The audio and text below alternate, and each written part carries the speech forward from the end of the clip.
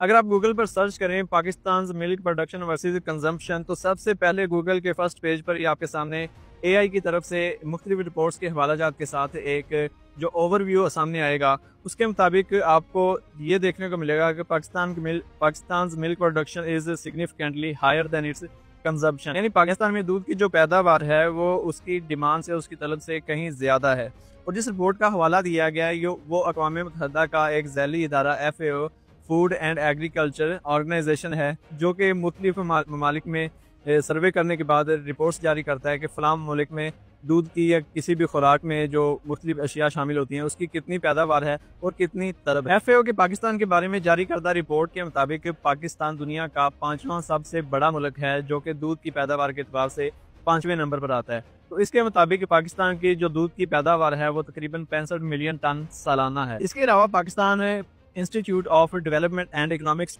میں ایک تحقیقی مضمون کے مطابق پاکستان دنیا کا چوتھا بڑا ملک ہے، جو کہ دودھ کی پیداوار کے اعتبار سے تقریباً 70 بلین لیٹر دودھ کی سالانہ پیداوار کرتا ہے، اور اس میں سے 56 بلین لیٹر جو دودھ ہے وہ انسانی استعمال کے لیے میسر ہوتا ہے۔ FAO کے مطابق پاکستان میں جو فیکس دودھ کی طلب ہے وہ 250 ملی لیٹر ہے، جو کہ ایک پاؤ بنتا ہے۔ تو اس کے مطابق پاکستان کی جو طلب بنتی ہے وہ تقریباً 22 بلین لیٹرز بنتی ہے سالانہ، اور جو ہمارے پاس دودھ دستیاب ہوتا ہے وہ 55 یا 56 بلین لیٹرز ہوتا ہے۔ تو اس سے جو آپ یہ اندازہ کر سکتے ہیں کہ پاکستان کی جو دودھ کی پیداوار ہے وہ ہماری طلب سے 2.5 گنا زیادہ ہے۔ مسئلہ یہ نہیں ہے کہ پاکستان میں دودھ کی پیداوار کم ہے اور طلب زیادہ ہے، بلکہ مسئلہ یہ ہے کہ پاکستان میں جو دودھ کی سپلائی ہے اور اس کو آپ کہہ لیں کہ اسٹوریج کرنے کا بندوبست ہے وہ انتہائی ناقص ہے۔ وہ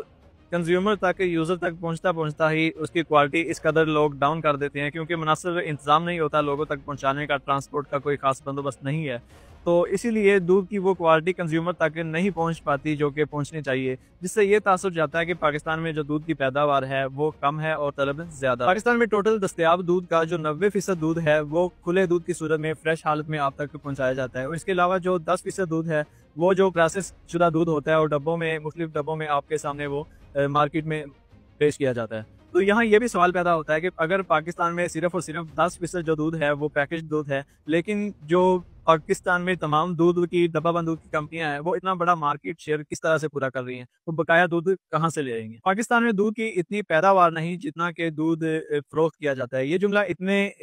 یقین کے ساتھ بولا جاتا ہے کہ ہر شخص اس پہ یقین کر لیتا ہے۔ دراصل پاکستان میں چونکہ سچائی کو جاننے کی اور تحقیق کرنے کا جو رجحان ہے وہ انتہائی کمزور ہے، تو اسی وجہ سے جو جھوٹ ہے وہ سچ میں بدل جاتا ہے اور جو افواہیں ہیں وہ عوامی رائے بن جاتی ہیں۔ تو اس لیے افواہوں پر کان مت دھریں، تھوڑی سی تحقیق سے کام لیں۔